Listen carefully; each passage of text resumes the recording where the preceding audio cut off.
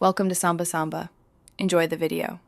You start by confirming prerequisites: a verified Gmail, active mobile number, and a photo ID for verification.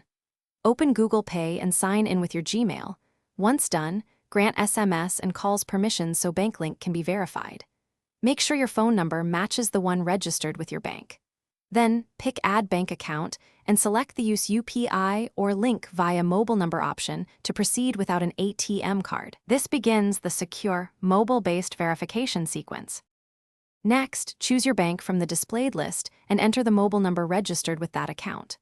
Once submitted, Google Pay requests SMS verification to confirm ownership. Allow the app to read the OTP or enter it manually. If the app asks for last four account digits, supply them to help identify your account. When prompted, create a UPI PIN.